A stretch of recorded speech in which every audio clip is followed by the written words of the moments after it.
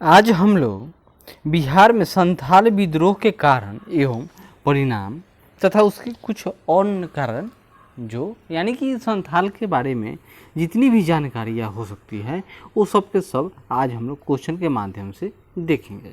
तो बिना देर किए हुए शुरू करते हैं। संथाल विद्रोह कब हुआ था? 1955-56 में तत्कालीन बिहार और कहा जाए कि वर्तमान झारखंड में हुआ था। और ये संथाल विद्रोह से संबंधित कौन कौन लोग थे वो सब हम लोग आगे देखेंगे, लेकिन इतना याद कीजिए यह संथाल विद्रोह जो 1855-56 में हुआ था इसे बिरसा मुंडा का संबंध नहीं था, क्योंकि उनका संबंध 1900 ईस्वी वाले विद्रोह से था और वह संथाल विद्रोह नहीं कहलाता है, वह महान उलगुलान कहलाता है और मुंडा विद्रोह के नाम से उसको जानते हैं। बार बार क्वेश्चन आता है कि जो 1857 की क्रांति हुई थी उसी के से तत्काल पहले जो एक जनजातीय आंदोलन हुआ था उसका नाम क्या था? तो ये संथाल विद्रोह, याद कीजिए। देखिए, अंग्रेजों ने अनेक सशस्त्र संघर्ष वनवासियों अथवा जनजातियों से हुए थे। किसको? अंग्रेजों को। क्यों? क्योंकि जो अंग्रेज बाहरी थे और यहाँ पर भी जो मैदानी इलाके के लोग थे उन लोगों को साथ में लेकर अंग्रेजों ने क्या किया, तो जो जंगल में आदिवासी था, जो जीवन जंगल पर आश्रित उनका जीवन था, जो जीवन यापन करते थे, उन्हीं के जो रोज़मर्रा के ज़िंदगी था उसमें अंग्रेज़ों ने हस्तक्षेप कर दिया।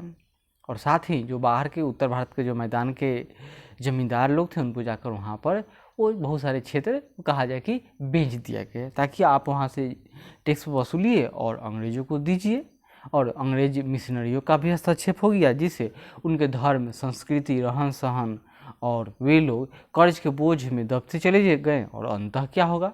परिणाम स्वरूप विद्रोह होगा। बस यही इतना ही कहानी है। देखते हैं। इनमें संथालों का विद्रोह अद्वितीय था। यह विद्रोह 1855-56 में वर्तमान के बिहार एवं झारखंड में हुए। यद्यपि राजमहल की पहाड़ियों के आसपास के क्षेत्र अधिक प्रभावित थे। स्वतंत्रता प्रिय एवं परंपरागत रीति रिवाजों को दृढ़ता से मानने वाले संथाल जनजाति के लोग आज की जो आधुनिक छोटा नागपुर है उसके दक्षिण में बसे हुए थे। कहाँ बसे हुए थे? तो छोटा नागपुर के दक्षिण में बसे हुए थे। लेकिन 1793 ईस्वी की भूमि के साथ अस्थायी बंदोबस्ती जो कौन किया? तो लॉर्ड कॉर्नवालिस ने किया था।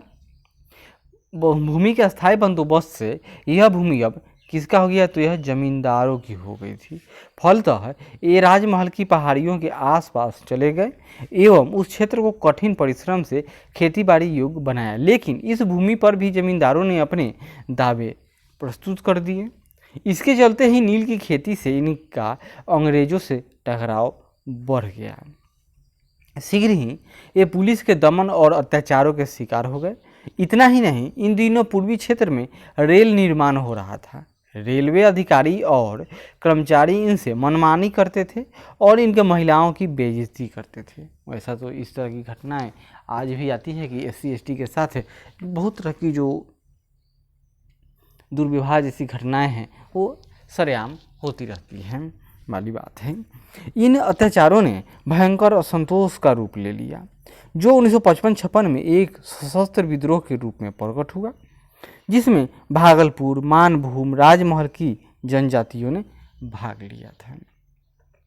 आरंभ में संथालों ने अपनी स्वतंत्रता की घोषणा करते हुए जमींदारों, महाजनों, पुलिस एवं अधिकारियों पर हमले किए एवं उनकी हत्या की। और जो संथाल लोग, ये लोग क्या कहता था? बाहरी को दिखू कहा जाता था। साथ ही रेलवे स्टेशन, डाकघर, पुलिस एवं फैक्ट्रियों पर आक्रमण किए।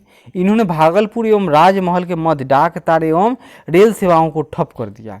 परिणाम स्वरूप अंग्रेजों ने विद्रोह का दमन करना आरंभ कर एवं क्षेत्र में मार्शल लॉ लगा दिया था। संथालों के नेता कौन थे? संथालों के नेता तो सिद्धू एवं कानू और चांद और भैरव, तो 4 भाई थे। सहित लगभग 10,000 संथाल मारे गए थे। विद्रोह धीरे धीरे जब शांत हुआ तो इस क्षेत्र में का शासन सीधे भारत के गवर्नर जनरल के हाथों में दे दिया गया, यानी कि अब यह कहा जाए कि यूनियन टेरिटरी टाइप का हो गया।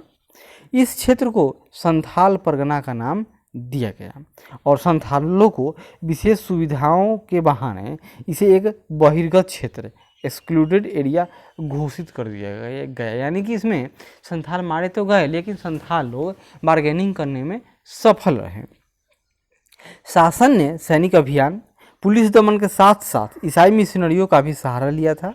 भारतीय जनता ने इन वनवासियों को अलग कर दिया गया भारतीय जनता से इन वनवासियों को अलग कर दिया गया, परंतु इस क्षेत्र में ईसाई पादरियों को जाने की छूट दी गई और उन्हें प्रोत्साहित किया गया।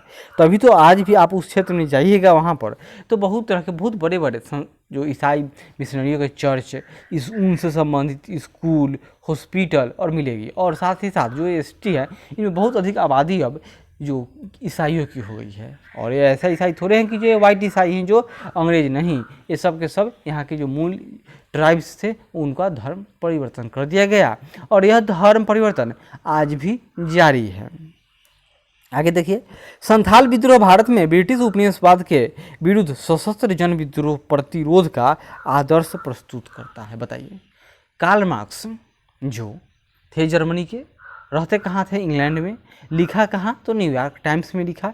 क्या लिखा? कि भारत में जो संथाल विद्रोह हुआ उसके बारे में उन्होंने लिखा कि पहली बार ऐसा हुआ है कि कोई जो अंग्रेज़ों को किसी ने टक्कर दिया है। अब अंग्रेज़ों का दिन समाप्त होने वाला है। प्लासी की लड़ाई 1757 के पश्चात अंग्रेजों ने अनेक सशस्त्र संघर्ष वनवासियों अथवा जनजातियों के साथ हुआ। इन संघर्षों में संथालों का संघर्ष अद्वितीय है। पहली बार इतने व्यापक एवं संगठित विद्रोह का सामना अंग्रेजों को करना पड़ा। स्वतंत्रता प्रिय एवं जागरूक संथाल जनजाति मूलतः आधुनिक छोटा नागपुर के दक्षिण में बसे हुए थे। वे इस क्षेत्र में खेती बाड़ी किया करते थे एवं अपने परंपरागत रीति रिवाजों का पालन करते थे। लेकिन 1793 के भूमि के अस्थायी बंदोबस्त से अब यह भूमि जमींदारों को दे दी गई थी। इस कारण अभी राजमहल की पहाड़ियों के आसपास गए और वहाँ पर इन्होंने परिश्रम के बदौलत फिर खेती करना आरंभ कर दिया गया। लेकिन अब जमींदारों को ने क्या किया, इस पर भी दवा ठोक दिया।